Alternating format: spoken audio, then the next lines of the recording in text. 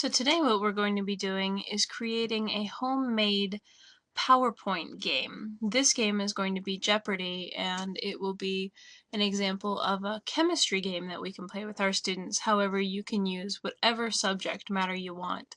This is a really excellent way to get your students involved in whatever you're teaching and get them really thinking and having a little bit of fun with the content.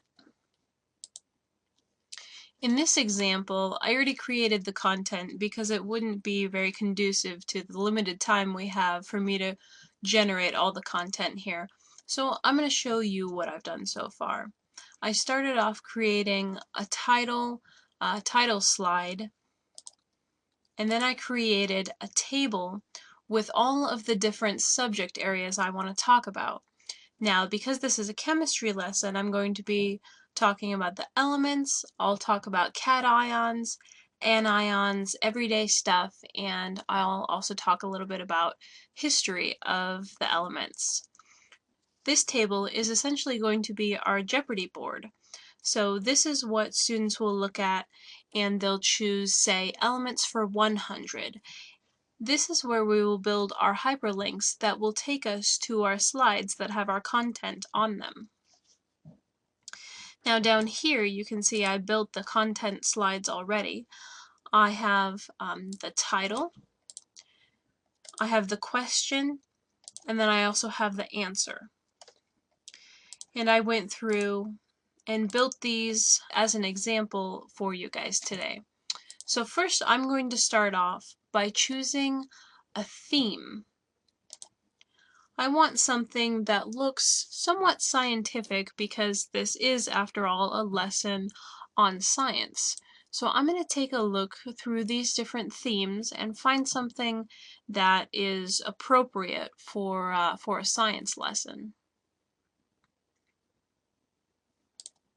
And you know what? I think I found it. I'm loving this one. It looks very science-y. You'll want to find something that's appropriate for whatever content area you're teaching. Also consider that if you have a class full of boys and girls, the boys aren't necessarily going to be really invested in a game that has a bright pink background. So try to pick something that's appropriate not only to your subject area, but to your students as well. So now I'm going to start building my hyperlinks on this table. Now if you remember, we've been going over how to insert a hyperlink, and we've gotten that down pretty well. So first I'm going to select elements for 100. I will go to the Insert tab, and I'll select a hyperlink. And when I click on this, I want it to go to the slide called Elements 100, so I will go to Link to, a place in this document, and I didn't need to create a bookmark because each slide is automatically its own bookmark, so I'll just select Elements for 100. And now you see I have this little underlined on Elements 100, and it looks like it's a hyperlink here. So if I went to take a peek at this, here is my presentation, and if I click on this, it takes me right to the slide. So I am going to build my hyperlinks all at this moment. Cations for 100. I will link to cations for 100. Anions for 100. Link to anions for 100. Everyday stuff for 100. To everyday stuff for 100. History for 100 to history for 100. So now that we've built these basic hyperlinks, let's take a look.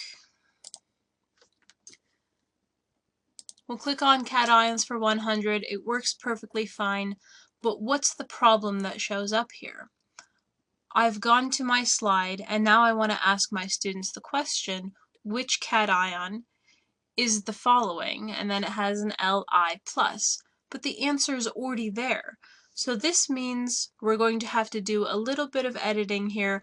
I want the answer to show up only after I click the mouse once. So this is how we manage this.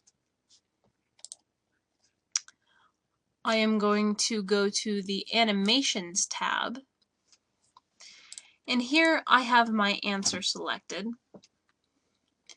And I'm just going to pick a random animation. Perhaps I want this to fade in.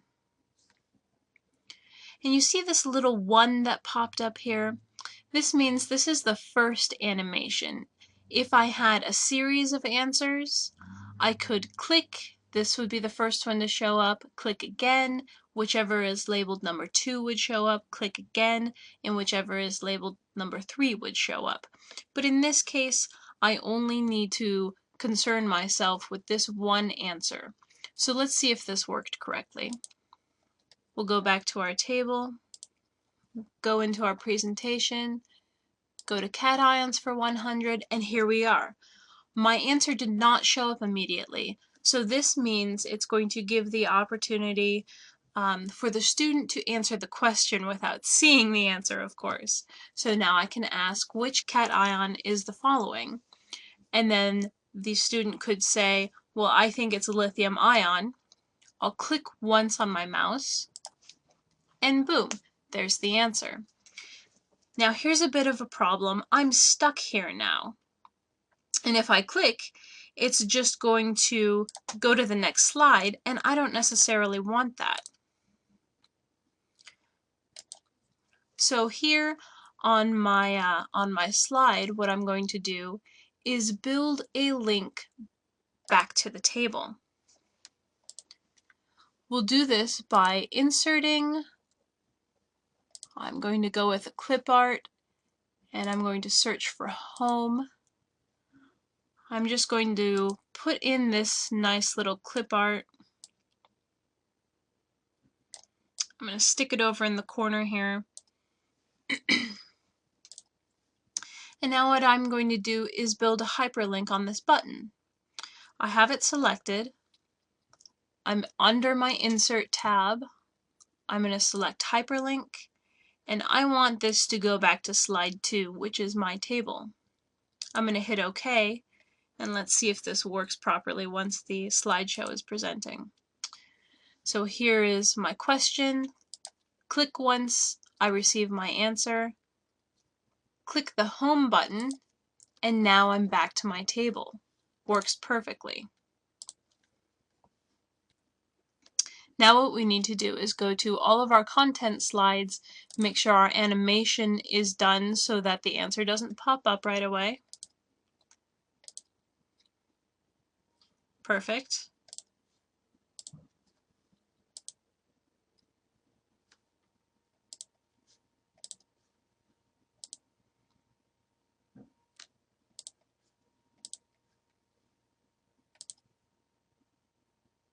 All right.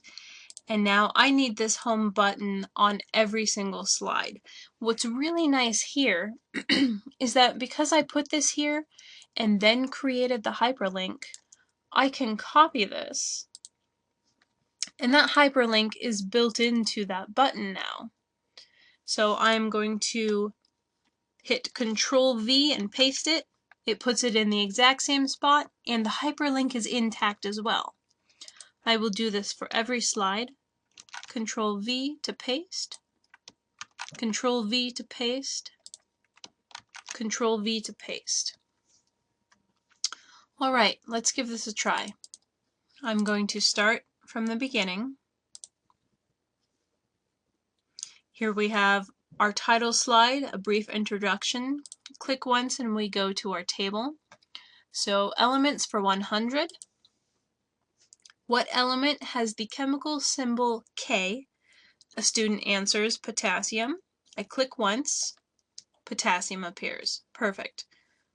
Click the Home tab. Here we are, back to our table. Cations. Double check to make sure the answer is there. Back home. Anions. answer, home. Everyday stuff, click once. There's our answer, home. History, answer, home. Perfect. So far, so good. All right, let's say that I would like a picture to pop up with my answer when the student answers correctly. If I want to talk about something in depth a little bit more and I want a picture to use as a visual aid, then I can insert this into my slide. In this case, I'm going to insert a picture into everyday stuff for 100.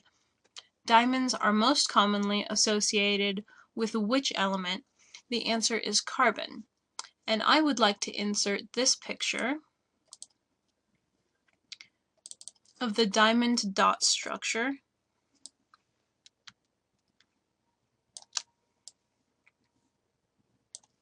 Now, if I were just to throw this picture in here, once the student chose this slide and I clicked on it, well, there's my picture. So I need to associate this with an animation as well.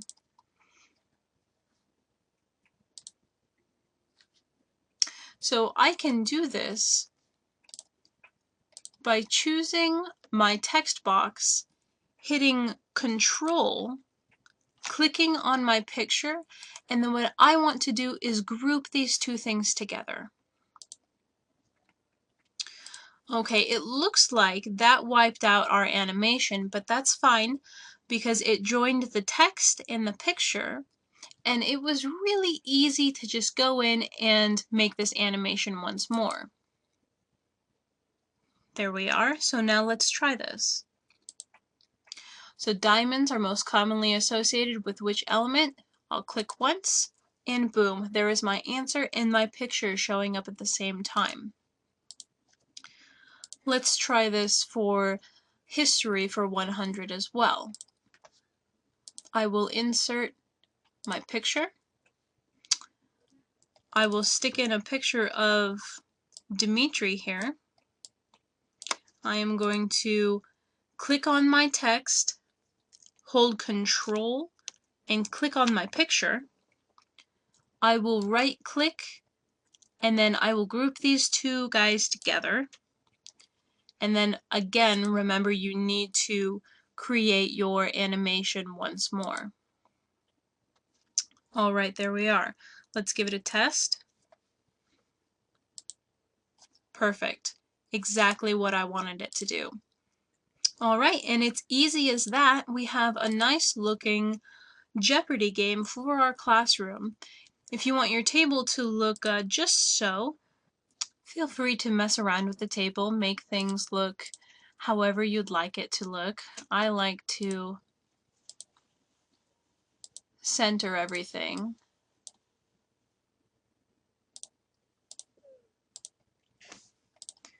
And it's as easy as that to make a really fun, interactive game for your class.